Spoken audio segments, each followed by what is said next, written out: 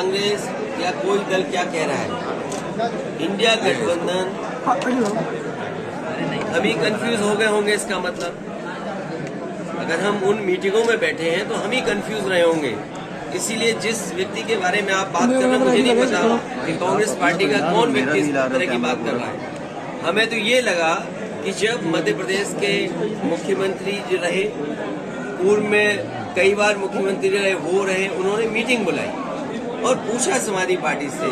हमने अपनी पूरी परफॉर्मेंस बताई, किस समय पर समाजवादी पार्टी के विधायक कहाँ जीते हैं, कभी 1 जीते, कभी 2 जीते, कभी 5 जीते और किस जगह हम नंबर 2 पे रहे। पूरी चर्चा हुई और रात भर 1 बजे तक समाजवादी पार्टी के नेताओं को जगाया उन्होंने और बातचीत की, पूरे आंकड़े देखे और आश्वासन दिया कि हम 6 सीटों पर विचार करेंगे। लेकिन जब रिजल्ट आया, घोषित की गई सीटें, तो समाजवादी पार्टी शून्य रही। अगर ये मुझे पहले दिन पता होता कि विधानसभा स्तर पर कोई गठबंधन नहीं है इंडिया का, तो हम उसमें कभी मिलने नहीं जाती हमारी पार्टी के लोग, न अपनी हम सूची देते कांग्रेस के लोगों को, न कांग्रेस के लोगों का फोन उठाते। लेकिन अगर उन्होंने ये बात कही है कि गठबंधन नहीं है, तो हम स्वीकार करते हैं गठबंधन नहीं है। और गठबंधन अगर केवल उत्तर प्रदेश में केंद्र के लिए होगा तो उस समय विचार किया जाएगा और जैसा व्यवहार होगा समाजवादी पार्टी के साथ, वैसा ही व्यवहार उनको देखने को मिलेगा यहाँ पर। सर, उन्होंने कहा कि हमने घोषी में समर्थन किया और ऐसा रहा। किस नेता के बारे में बात कर रहा हूँ? ये कांग्रेस के कौन नेता है? उनके प्रदेश अध्यक्ष कह रहे हैं। देखिए, प्रदेश अध्यक्ष की कोई हैसियत नहीं है। न वो पटना की मीटिंग में थे, न वो जाकर के मुंबई की मीटिंग में थे। इंडिया के बारे में क्या जानते हैं वो गठबंधन के बारे में?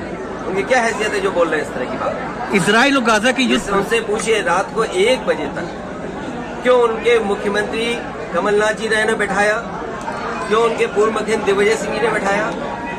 वो क्या उनके मुख्यमंत्री नहीं है क्या उनके प्रदेश के?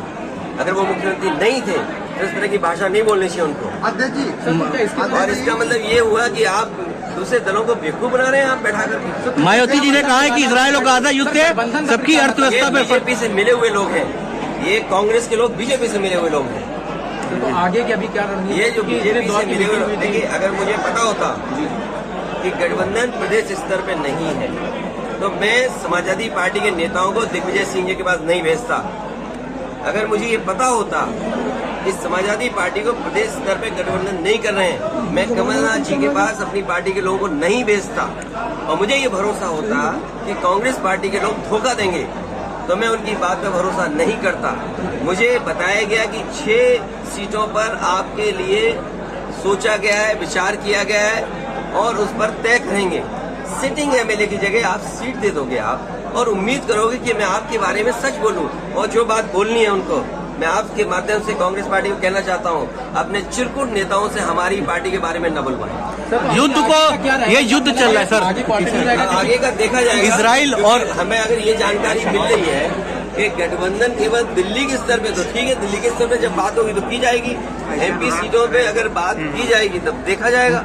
अगर मुझे ये पता होता कि प्रदेश स्तर पे लीड मत कीजिएगा, बिल्कुल वो नहीं है, हमने स्वीकार कर लिया, इसीलिए हमने अपने पार्टी के टिकट घोषित कर दिए। इसमें क्या गलत किया है? इसलिए मैं कह रहा हूँ कि आप लोग भी ऐसे छोटे नेता जो कांग्रेस के हैं, और मैं कांग्रेस पार्टी के बड़े नेताओं से यही अपील करूंगा, निवेदन करूंगा कि अपने छोटे नेताओं से इस तरह के स्टेटमेंट मत दिलवाइए। मायावती जी ने कहा युद्ध से हमारे सभी देशों के वो हालात खराब होते हैं और वॉर के पक्ष में कोई नहीं है। और प्रदेश में बड़े सवाल है धान खरीद का।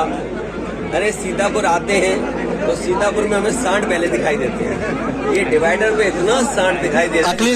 अखिलेश जी शाहजहांपुर जा रहे हैं आजम खान साहब से, धान खड़ा हुआ है खेतों में, शाहजहांपुर जा रहे हैं आजम खान साहब से मिलेंगे खेतों में। क्या धान खरीदने का अभी तक इंतजाम किया है क्या? धान खरीदने की कोई तैयारी की है? आप बताइए, सीतापुर में अगर एक भी धान केंद्र किसानों को खरीद रहा हो धान तो बताएं हमें आप।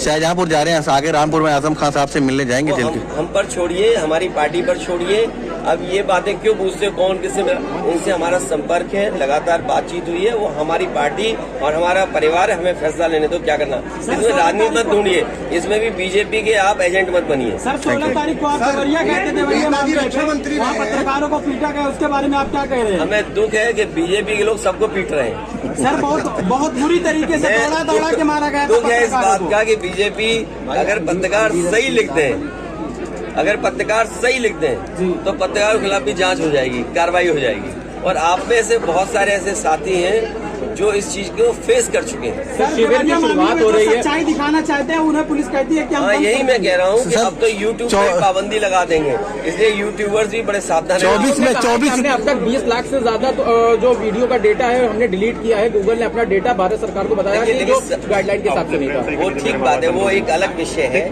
समय आने पर आर्टिफिशियल इंटेलिजेंस, जिन पे पैसे संसाधन हैं, जो टेक्नोलॉजी को इस्तेमाल कर सकते हैं, वो अच्छाई और बुराई दोनों के लिए इस्तेमाल करेंगे। सोशल मीडिया एक्टिविस्ट का कहना यह है कि जो चीजें क्रिटिसिज्म हो रहा है उसको खाली शैडो बैन किया जा रहा है। तो क्या लगता है गवर्नमेंट अब इसको भी एज अ टूल यूज करेगी? इस पे सभी दलों को सोचना पड़ेगा और टेक्नोलॉजी कहाँ तक, किस सीमा तक हम लोगों को कंट्रोल कर रही है, ये कोई टेक्निकल व्यक्ति हमें जानकारी दे सकता है। अगर टेक्नोलॉजी इसलिए यूज हो रही है कि मेरी बात को नहीं पहुंचाया जा सकता दूसरे तक, या हमारे कोई खिलाफ लिख रहा है उस पर हम रोक सकेंगे, तो फिर टेक्नोलॉजी इसका मतलब भेदभाव कर रही है। जिस तरीके से हम पैसा दे करके ऐड देते हैं, तो कहीं ना कहीं इस तरह का होगा कि मुनाफा किसी को दे करके हम पाबंदियां लगवा रहे हों, तो वो फ्री एंड फेयर प्लेटफॉर्म थोड़ी रहा। हम अपने विचार अगर देना चाहें, हमारे विचार निष्पक्ष हों, उस पर भी अगर पाबंदी लग जाएगी तो वो प्लेटफॉर्म कॉमन प्लेटफॉर्म नहीं होना सबके लिए। सर 24 में क्या स्टैंड रहेगा? 24 में समाजवादी पार्टी बीजेपी का मुकाबला कर रही है और बीजेपी को हराएंगे।